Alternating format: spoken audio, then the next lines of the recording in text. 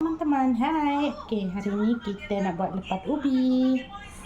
Kita buat lepat ubi di perantauan seadanya saja menggunakan bahan yang ada di rumah je. Ni ubi yang saya bawa minggu lepas saya balik kampung.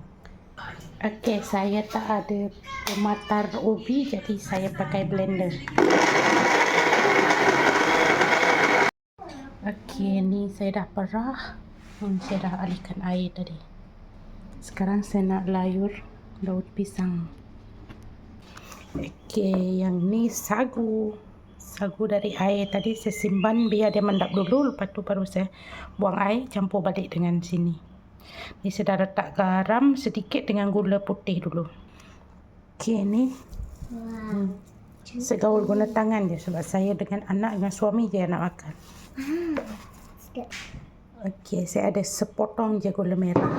Satu ni je gula merah, ni je saya campur.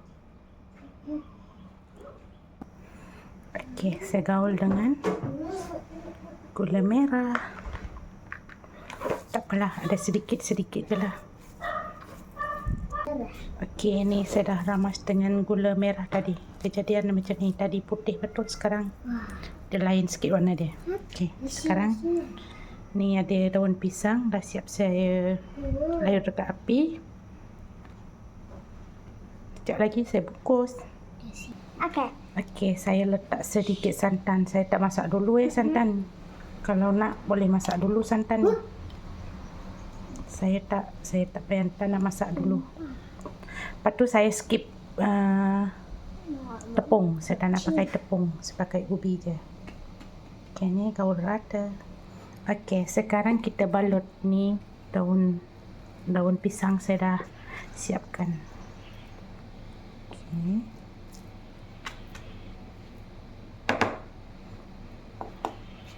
Kurang macam ni je lah.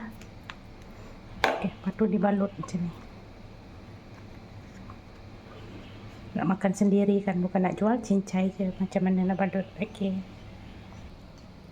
Okey, macam ni penampakannya. Siap kita kukus. Kita kukus dulu, air dia pun dah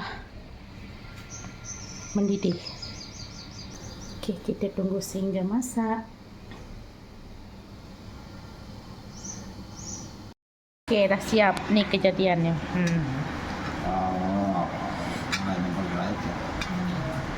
Minum dengan teh.